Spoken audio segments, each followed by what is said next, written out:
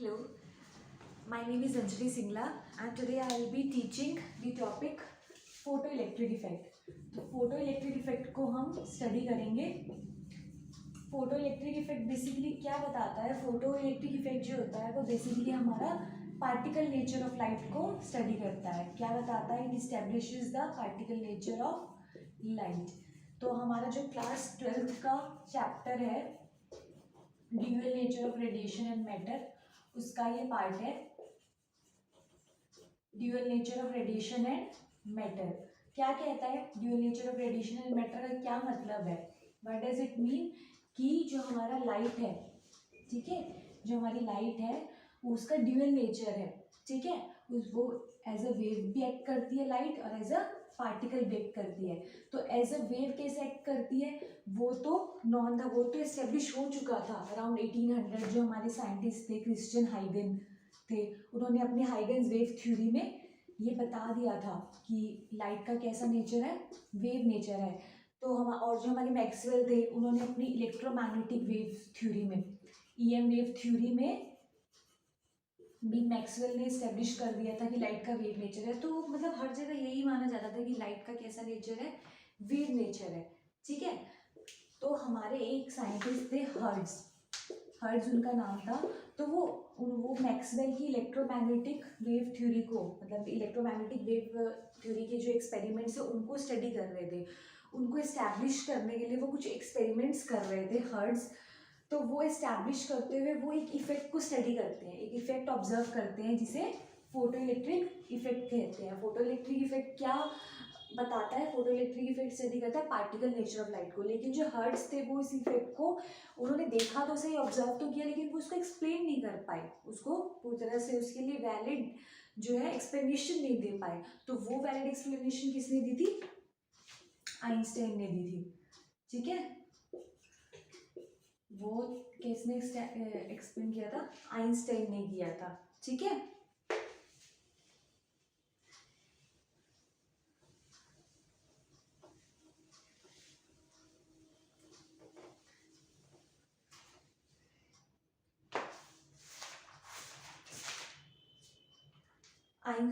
Einstein ने जो है फोटो इलेक्ट्रिक इफेक्ट को प्रूव किया था यूजिंग दी प्लैंक्स पोस्टुलेट. किसकी हेल्प से? प्लैंक्स पोस्टुलेट्स की हेल्प से. प्लैंक्स पोस्टुलेट्स क्या थे हमारे? प्लैंक पोस्टुलेट्स क्या थे कि जो हमारी लाइट है, जो हमारी लाइट वेव्स है, that consist of particles called the quanta, या जिसको वेव पैकेट भी बोलते हैं, या फिर जिसको फोटॉन भी बोलते हैं. कि जो लाइट है वो छोटे छोटे पार्टिकल से मिलकर बनी है. फर्स्ट पोस्टुलेट क्या था प्लैंक का? कि जो लाइट है वो छोटे छोटे पार्टिकल से मिलकर बनी है, जिसे क्वांटा या वेव पैकेट या फिर फोटॉन बोला था. तो सेकेंड उसने बोला था कि ये जो फोटॉन है ये क्या है? These are the massless particles. ये फोटॉन जो है वो मासलेस पार्टिकल्स है. और क्या कहा था? ये फोटॉन जो है वो लाइट की स्पीड से ट्रैवल करते हैं, विच इज 3 to 10⁸ मीटर पर सेकेंड.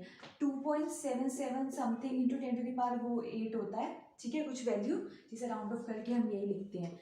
ये फोटॉन जो है स्पीड से ट्रैवल करते हैं. हर जो फोटॉन है उसका कुछ मोमेंटम है और कुछ एनर्जी है. फोटॉन जिसे मोमेंटम को h/λ से प्रेजेंट करते हैं, और एनर्जी क्या होता है?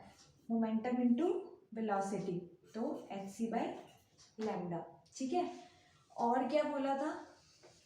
और प्लैंक्स के और क्या पोस्टुलेट थे? प्लैंक ने और क्या बोला था कि जो कोलिजन होता है हमारा फोटॉन और इलेक्ट्रॉन के बीच में, जो फोटॉन और इलेक्ट्रॉन के बीच में कोलिजन होता है वो कैसा कोलिजन होता है? वो होता है इलास्टिक कोलिजन होता है. इलास्टिक कोलिजन क्या होता है? जिसमें आपका मोमेंटम और एनर्जी दोनों कंजर्व होती है. इन इलास्टिक में आपके पास सिर्फ काइनेटिक एनर्जी कंजर्व होती है, और इलास्टिक में आपके पास मोमेंटम और काइनेटिक एनर्जी दोनों कंजर्व होते हैं. ये तो कुछ उसने पोस्टुलेट्स दिए थे जिसकी हेल्प से जो है आइंस्टाइन ने इस्टेब्लिश किया था पार्टिकल नेचर ऑफ लाइट या फोटो इलेक्ट्रिक इफेक्ट. तो फोटो इलेक्ट्रिक इफेक्ट है क्या? फोटो इलेक्ट्रिक इफेक्ट कैसे स्टडी किया आइंस्टाइन ने? उसने क्या किया? उसने एक मेटेलिक प्लेट ली, ठीक है, एक मेटेलिक प्लेट ली, ठीक है, उस मेटेलिक प्लेट पे उसने क्या इंसिडेंट करवाए, उसने फोटॉन्स इंसिडेंट करवाए। उस मेटेलिक प्लेट पे जब फोटॉन्स इंसिडेंट कराए तो उसने ऑब्जर्व किया कि यहाँ से कुछ इलेक्ट्रॉन्स बाहर निकल रहे हैं, कुछ इलेक्ट्रॉन्स बाहर निकल रहे हैं, ठीक है। तो इस ये जो कैथोड प्लेट थी, ठीक है, ये जो नेगेटिव जो मेटेलिक प्लेट थी कैथोड, और आपके पास जो पॉजिटिव मेटेलिक प्लेट होती है उसको क्या बोलते हैं, एनोड। तो उसने कहा कि जब यहाँ से इलेक्ट्रॉन्स निकल रहे हैं और वो कहाँ मूव कर रहे हैं, वो एनोड मतलब पॉजिटिव मेटेलिक प्लेट की तरफ मूव कर रहे हैं। और यहाँ पे जब एक एमीटर लगाया तो उसने देखा कि यहाँ पे उसने कुछ करंट की वैल्यू ऑब्जर्व की, मतलब बिना बैटरी लगाए भी यहाँ पे उसने करंट की वैल्यू ऑब्जर्व की। क्यों करंट की वैल्यू क्यों आ रही है, due to the movement of electrons. ये जो इलेक्ट्रॉन्स बाहर निकल रहे हैं फोटॉन्स के यहाँ से टकराने से इस मेटेलिक प्लेट पे, जिनको इन इलेक्ट्रॉन्स को उसने क्या नाम दिया, फोटो इलेक्ट्रॉन्स नाम दिया, ठीक है। और जो करंट यहाँ से हमें मिल रहा है, जो करंट की वैल्यू, उसको नाम दिया फोटो करंट नाम दिया, ठीक है। और यहाँ पे फिर उसने जो है एक बैटरी लगा के जो है आगे फिर स्टडी किए, ठीक है। यहाँ पे बैटरी लगा के फिर उसने स्टडी किए और भी ज़्यादा इफेक्ट्स यहाँ पे जो है, फिर उसने अलग अलग वेरिएशन स्टडी किया, बैटरी लगा के यहाँ पे फिर वेरिएशन स्टडी किया कि कैसे जो है बैटरी के साथ इसके साथ वोल्टेज के साथ कैसे करंट का वेरिएशन होता है, कैसे इंटेंसिटी बढ़ाने से फोटॉन्स की, अगर हम इंटेंसिटी बढ़ाते हैं तो करंट में क्या फोटो करंट में वेरिएशन आता है, ठीक है। फ्रीक्वेंसी बढ़ाते हैं और इंटेंसिटी कांस्टेंट रखते हैं तो क्या वेरिएशन आता है, अलग अलग वेरिएशन उसने स्टडी किए।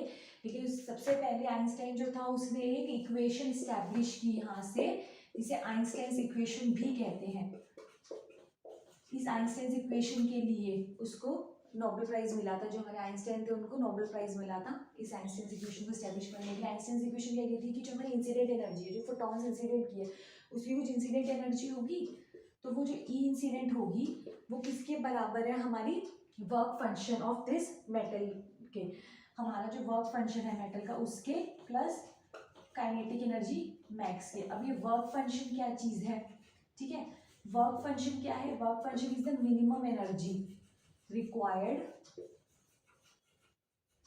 To eject electron from the metallic surface. मतलब ये क्या है, ये मिनिमम एनर्जी है जो चाहिए इलेक्ट्रॉन्स को इजेक्ट होने के लिए इस सरफेस से, ठीक है। ये क्या है, एक मिनिमम एनर्जी है। मतलब मिनिमम एनर्जी का क्या मतलब है कि आपके पास जो है ये मेटल है तो इसमें शेल्स होते हैं ना, आपने पढ़े हैं, ठीक है। तो जो आउटर शेल में जो हमारे इलेक्ट्रॉन है उसको बाहर निकालने के लिए जो एनर्जी चाहिए वो हमारा वर्क फंक्शन है, ठीक है। सब अब इलेक्ट्रॉन्स अंदर वाले शेल में भी होंगे और भी इलेक्ट्रॉन्स होंगे, तो सब इलेक्ट्रॉन्स को जो है सेम एनर्जी नहीं चाहिए, सबको अलग अलग चाहिए। तो जो बाहर वाले आउटर शेल में इलेक्ट्रॉन है उसको निकलने के लिए जो एनर्जी चाहिए उसको हम वर्क फंक्शन जो है बोलेंगे। बाकी जो अंदर वाले इलेक्ट्रॉन्स होंगे उनको डिफरेंट एनर्जी चाहिए होगी, ठीक है। तो वर्क फंक्शन क्या है इस मेटल की, इस मेटेलिक प्लेट की, मान लो हमने सीजियम की प्लेट ली है, ठीक है। तो इस मेटेलिक प्लेट की जो आउटर शेल में इलेक्ट्रॉन है उसको निकालने के लिए मिनिमम कितनी एनर्जी चाहिए, वो हमारा वर्क फंक्शन होता है, ठीक है। अब वो बाहर निकल गया, मान लो मैंने इंसिडेंट की 4 इलेक्ट्रॉन वोल्ट, मैंने 4 इलेक्ट्रॉन वोल्ट इंसिडेंट किया है यहाँ पे एनर्जी, ठीक है।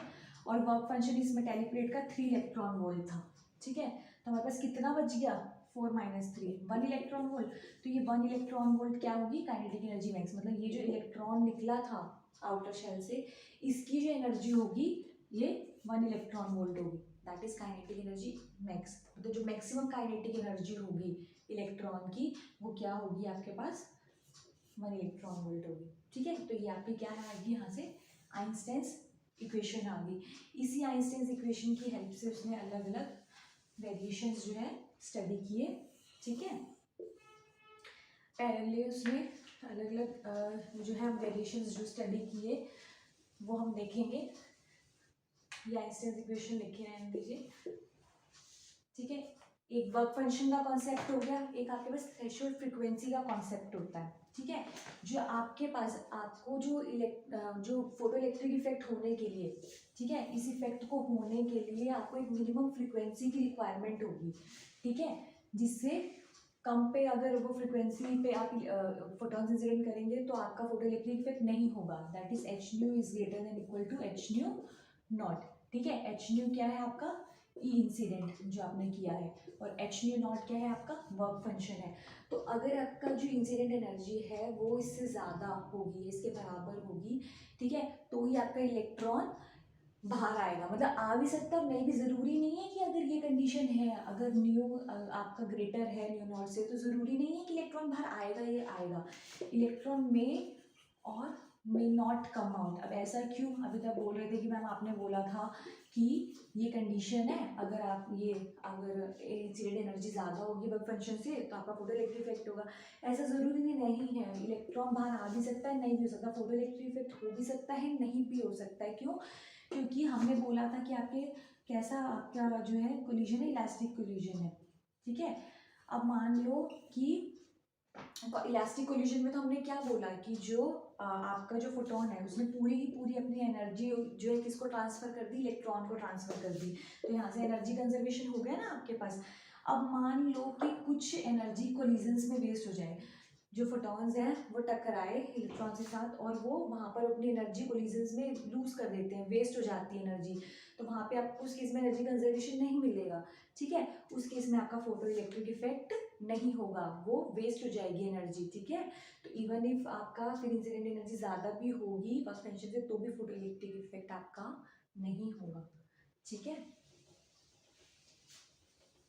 ये जो न्यू नोट है इसको बोलते हैं थ्रेशोल्ड फ्रीक्वेंसी, ठीक है, this is known as threshold frequency. और इसको लैम्डा के टर्म्स में कैसे लिख सकते हो, न्यू को लिख सकते हो सी बाय लैम्डा, ठीक है। फोटॉन्स हमने बोला था ना वेलोसिटी ऑफ लाइट से मूव करता है, ठीक है। तो ये is equals to H C by lambda naught. तो आप इधर इसको लेके जाओगे तो ये हो जाएगा लैम्डा नॉट देन लैम्डा, मतलब जो लैम्डा है वो less than is equals to lambda naught. तो ये लैम्डा नॉट क्या है, थ्रेशोल्ड वेवलेंथ। मतलब फोटो इलेक्ट्रिक इफेक्ट होने के लिए जो आपकी फ्रीक्वेंसी है वो थ्रेशोल्ड फ्रीक्वेंसी से तो ज़्यादा होनी चाहिए, इंसिडेंट जो आपकी फ्रीक्वेंसी है वो थ्रेशोल्ड फ्रीक्वेंसी से ज़्यादा होनी चाहिए, बट जो वेवलेंथ है वो थ्रेशोल्ड वेवलेंथ से कम होनी चाहिए, तभी फोटो इलेक्ट्रिक इफेक्ट आपका होगा, ठीक है। Threshold frequency, threshold wavelength, work function, ये सब कॉन्सेप्ट समझ में आ गए, ठीक है। इसके बाद आपके पास एक कॉन्सेप्ट और होता है स्टॉपिंग पोटेंशियल का, वो भी हम बताएंगे। तो लेकिन पहले आप वेरिएशन स्टडी करेंगे, पहले आप स्टडी करेंगे वेरिएशन आपका इंटेंसिटी का और फोटो करंट का, ठीक है। इंटेंसिटी और फोटो करंट का, फोटो करंट इस साइड आता है और आपका इंटेंसिटी जो है इस साइड आती है। तो आपकी जो इंटेंसिटी है फोटॉन्स की वो एक लीनियर वेरिएशन आपका फॉलो करेगा, ऐसे कि जैसे जैसे इंटेंसिटी बढ़ाओगे फोटो करंट बढ़ता जाएगा। क्यों बढ़ता जाएगा, क्योंकि इंटेंसिटी क्या है, intensity is directly proportional to number of photons. तो जितने फोटॉन्स आपके बढ़ते जाएंगे उतने ज़्यादा क्या होगा, इलेक्ट्रॉन से वो टकराएंगे उतना ज़्यादा फोटो इलेक्ट्रिक इफेक्ट होगा। इलेक्ट्रॉन्स बढ़ेंगे तो आपका फोटो इलेक्ट्रॉन्स बढ़ेंगे और फोटो इलेक्ट्रॉन की वजह से ही हमें क्या मिल रहा है, फोटो करंट मिल रहा है, तो फिर फोटो करंट भी हमारा बढ़ता रहेगा, ठीक है। दूसरा वेरिएशन हमने एक बैटरी लगाई थी, ठीक है, फॉरवर्ड बाइस में। तो फॉरवर्ड बाइस में जो हमने बैटरी लगाई थी उसका क्या वेरिएशन आएगा, तो वो क्या होगा, मैंने आपको बताया था कि अगर v की वैल्यू 0 है, ठीक है, अगर कोई बैटरी नहीं लगा रहे तो भी हमें कुछ करंट की वैल्यू मिल रही थी due to the photo electric effect, ठीक है। तो यहाँ से स्टार्ट होगा, वो 0 से स्टार्ट नहीं होगा ग्राफ। तो पहले तो वो लीनियर वेरिएशन शो करेगा, उसके बाद वो ऐसे कांस्टेंट हो जाएगा, सेचुरेशन हो जाएगा, आई सेचुरेशन बोलते हैं जिसे। सेचुरेशन करंट मिले हमें मिलेगा, क्यों मिलेगा, ये सेचुरेशन वैल्यू क्यों आती है, पहले तो वो लीनियरली इंक्रीज करेगा, मतलब जैसे जैसे बढ़ाते रहोगे आप ये बैटरी का वोल्टेज उतना उतना फोटो करंट इंक्रीज होता रहेगा, लेकिन बाद में एक आपको सेचुरेशन वैल्यू मिल जाएगी। क्यों होगा ऐसा, क्योंकि पहले तो क्या हो रहा था कि जितना आपने बैटरी का वैल्यू इंक्रीज किया तो क्या हो रहा था, आपके पास हमने फॉरवर्ड बाइस में लगाई थी, तो जितना आपके पास यहाँ पे आपका पॉजिटिव था एनोड और जो कैथोड थी वो नेगेटिव प्लेट थी, तो जितना आपने फॉरवर्ड बाइसिंग इंक्रीज किया तो इलेक्ट्रॉन्स क्या हुए, ज़्यादा से ज़्यादा इधर अट्रैक्ट होंगे पॉजिटिव वाली प्लेट की तरफ, तो हमारे पास करंट का वैल्यू भी बढ़ेगा।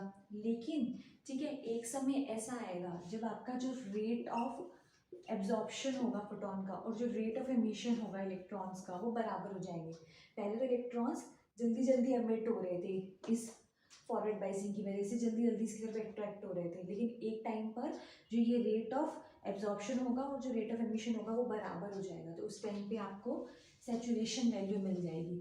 ठीक है, उस टाइम पर आपको एक सैचुरेटेड वैल्यू मिल जाएगी करंट की। ठीक है, कोई भी करंट की वैल्यू उस टाइम पर इंक्रीज नहीं होगी। ठीक है, उसके बाद अभी तो अपने फॉरवर्ड बाइस में बैटरी लगाई थी। ठीक है, ये नेगेटिव था, ये पॉजिटिव था, तो आपने फॉरवर्ड बाइसिंग में जो है बैटरी लगाई थी यहाँ पे। अगर मैं इस बैटरी की बाइसिंग को रिवर्स कर दूँ, ठीक है, नेगेटिव उसमें करूँ, तो क्या होगा, अब जो इलेक्ट्रॉन्स अट्रैक्ट हो रहे थे वो रिपेल होना स्टार्ट हो जाएंगे। यहाँ पे नेगेटिव नेगेटिव हो जाएगा ना आपके पास, तो क्या होगा, जो यहाँ पे से इलेक्ट्रॉन्स निकल रहे थे वो क्या होंगे, रिपेल होना स्टार्ट हो जाएंगे। ठीक है, तो एक वोल्टेज ऐसी होगी, एक पोटेंशियल ऐसा होगा जब आपका जो इलेक्ट्रॉन होंगे वो और ज़्यादा इसकी तरफ मूव नहीं करेंगे। ठीक है, इवन जो मैक्सिमम काइनेटिक एनर्जी वाला इलेक्ट्रॉन है वो भी रिपेल हो जाएगा।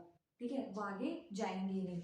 तो आपके पास जो ये बैकवर्ड ग्राफ बनेगा, क्योंकि नेगेटिव में होगा ना, ये जो आपके पास ये नेगेटिव जो पोटेंशियल होता है, जो ये नेगेटिव पोटेंशियल होता है जो रिपेल करता है इलेक्ट्रॉन्स को, मैक्सिमम काइनेटिक एनर्जी वाले इलेक्ट्रॉन को भी जो रिपेल कर देता है आगे बढ़ने से, उसको हम वी एस से रिप्रेजेंट करते हैं। उसको क्या बोलते हैं, स्टॉपिंग पोटेंशियल, क्योंकि स्टॉप कर रहा है ना इलेक्ट्रॉन्स को, तो इसको क्या बोलते हैं, stopping potential, and it is the negative potential.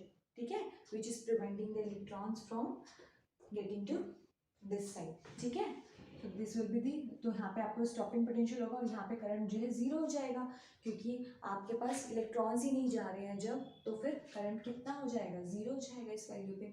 ठीक है, अब ये जो है वेरिएशन, इसको अगर हम स्टडी करते हैं इंटेंसिटी और फ्रीक्वेंसी के साथ, तो पहले तो हम इंटेंसिटी के साथ स्टडी करेंगे।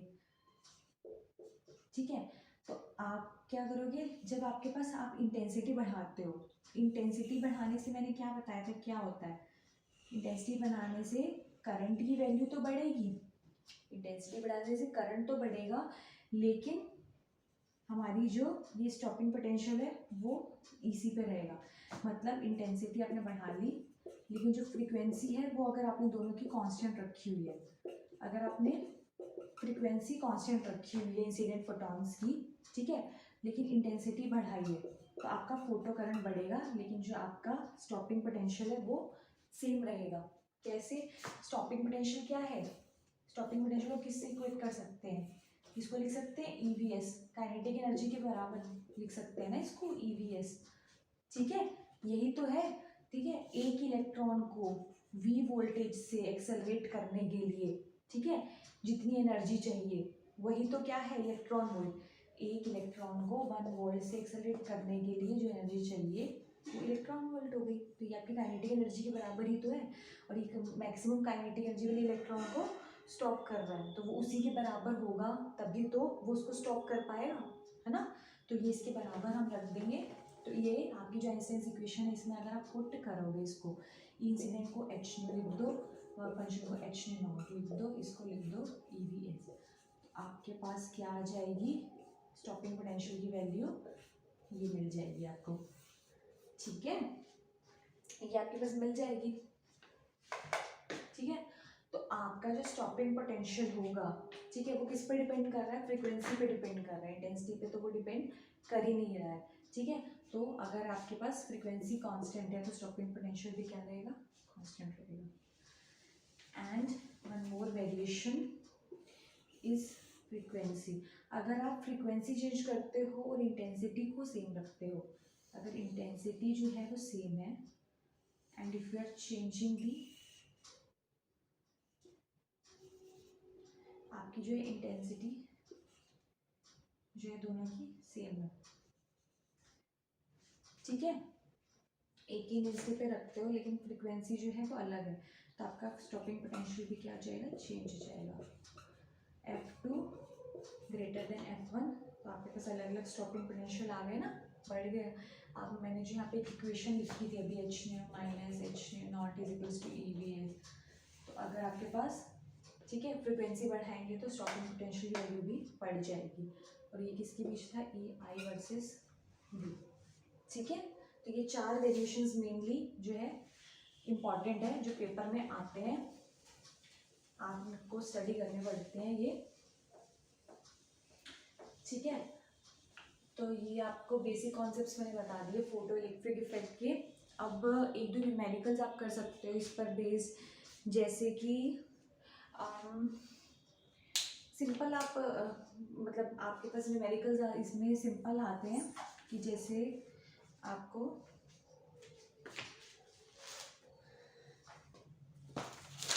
जैसे आपके पास एक न्यूमेरिकल आया था आपके पास जेई में,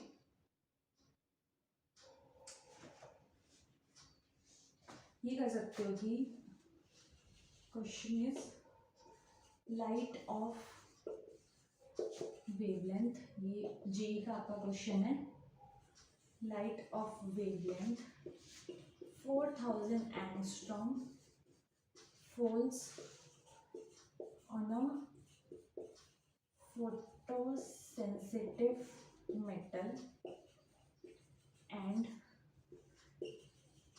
a negative 2 volt potential stops the emitted electrons. The work function of material in electron volt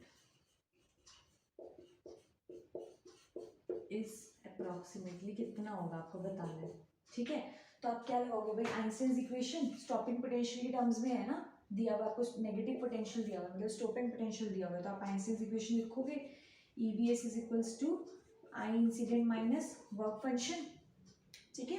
यहाँ से तो आपके पास क्या हो जाएगा, EBS ये क्या है आपके पास hc/λ, ठीक है। आपके पास जो है ये वेवलेंथ दी हुई है और आपके पास जो है वर्क फंक्शन आपको निकालना है, ठीक है। तो यहाँ से आप फाइंड आउट कर सकते हो, जो आपके पास नेगेटिव पोटेंशियल है वो दिया हुआ है, E की वैल्यू आपको पता है, ठीक है, 1.6 × 10⁻⁻19 and VS is equals to 2 volt and HC की वैल्यू आप इलेक्ट्रॉन वोल्ट में से आप इलेक्ट्रॉन वोल्ट एंगस्ट्रॉम में आप लोगे, ठीक है। यहाँ से EVS जो है आप सब कुछ या तो वैल्यूज उसमें रखो जूल्स में, या आप वैल्यू रखो इलेक्ट्रॉन वोल्ट में। तो आप इलेक्ट्रॉन वोल्ट में आपसे पूछा होगा ना वर्क फंक्शन, तो आप इलेक्ट्रॉन वोल्ट में रखो सारी वैल्यूज, ठीक है। तो इलेक्ट्रॉन वोल्ट में आप रखोगे, आपको नेगेटिव पोटेंशियल 2 वोल्ट दिया हुआ है, तो इलेक्ट्रॉन वोल्ट इसका क्या हो जाएगा 2 वोल्ट इंटू इलेक्ट्रॉन कितना हो जाएगा 2 इलेक्ट्रॉन वोल्ट हो जाएगा, ठीक है। यहाँ से और HC की जो वैल्यू है इलेक्ट्रॉन वोल्ट में क्या होती है H की वैसे वैल्यू होती है आपके पास 6.634 इंटू 10⁻⁻34 जूल सेकेंड होती है। C की वैल्यू होती है 3 × 10⁸ मीटर सेकेंड, ठीक है। जब आप इसको इलेक्ट्रॉन वोल्ट में कन्वर्ट करते हो तो आपके पास HC की वैल्यू आती है 12400 इलेक्ट्रॉन वोल्ट एंगस्ट्रॉम, ठीक है। Lambda is given to you 4000 angstrom, तो ये एंगस्ट्रॉम से एंगस्ट्रॉम कैंसिल हो जाएगा -5। इसको सॉल्व करेंगे तो you will be getting the answer, ये जो आपके पास वैल्यू है ये this will be 3.1 electron volt, this will be -2 electron volt, that is 1.1 electron volt, जो आपका वर्क फंक्शन हो जाएगा, ठीक है। इस तरीके से आपके पास न्यूमेरिकल्स जो है पेपर में पूछे जाते हैं, और ग्राफ के कुछ वेरिएशंस हैं वो आते हैं आपके पास एग्जाम में, जैसे फॉर एग्जांपल आपके पास क्वेश्चन इस टाइप के आते हैं, लाइक आपके पास 2 मेटल्स दे दिए, ठीक है, 2 मेटल्स दिए हैं आपके पास इस तरीके से, थ्रेशोल्ड फ्रीक्वेंसी दोनों की अलग अलग होगी, μ0 and μ02, so this is your metal A, this is your metal B, ठीक है। न्यू और ये जो आपका वेरिएशन है फ्रीक्वेंसी वर्सेस किसके बीच में है स्टॉपिंग पोटेंशियल के बीच में आपका वेरिएशन होता है, ठीक है। जिस तरीके से आपको 2 मेटल्स दिए हुए हैं तो आपको बताना है कि किसकी थ्रेशोल्ड फ्रीक्वेंसी ज़्यादा होगी, किसकी होगी थ्रेशोल्ड फ्रीक्वेंसी ज़्यादा, इस वाले की होगी, और तो आपका वर्क फंक्शन किसका ज़्यादा है, इसका ज़्यादा होगा, मेटल बी का वर्क फंक्शन जो है मेटल ए के वर्क फंक्शन से ज़्यादा होगा, थ्रेशोल्ड फ्रीक्वेंसी जिसकी ज़्यादा है उसका वर्क फंक्शन आपके पास ज़्यादा होगा। इस ग्राफ पे इस वेरिएशन पे भी बहुत सारे आपके पास क्वेश्चंस पेपर में पूछे जाते हैं, ठीक है। तो मैंने आपको बेसिक आइडिया दे दिया फोटो इलेक्ट्रिक इफेक्ट का कि होता क्या है और किस टाइप के क्वेश्चंस आते हैं पेपर में, जो ग्राफ के वेरिएशंस है वो न्यूमेरिकल्स किस टाइप के आते हैं, ठीक है।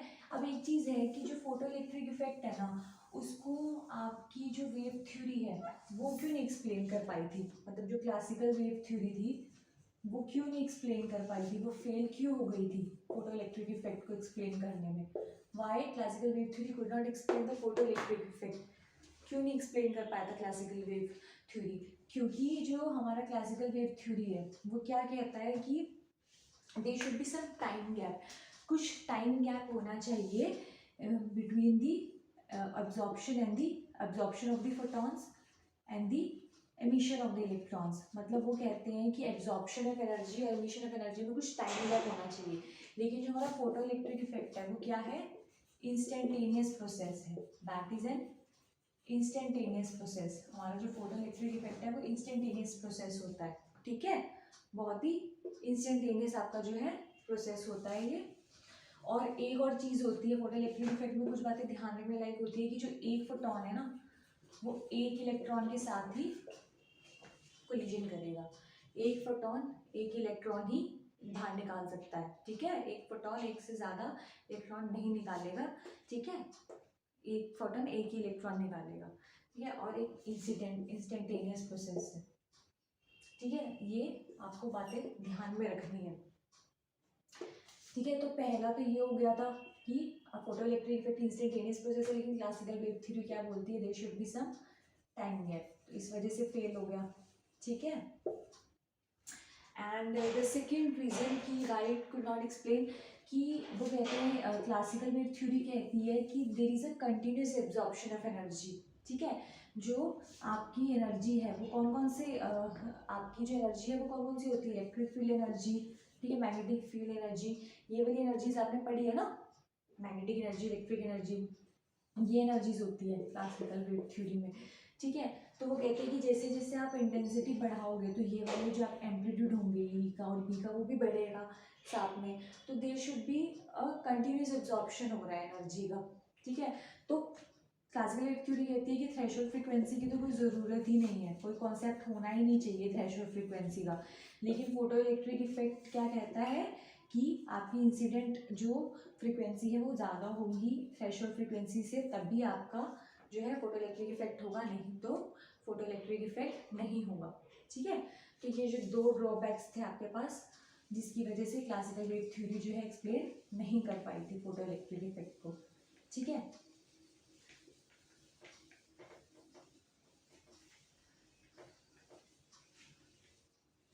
So this was all about the photoelectric effect. I hope you explained the topic, you understood the topic well explained by me. Thank you.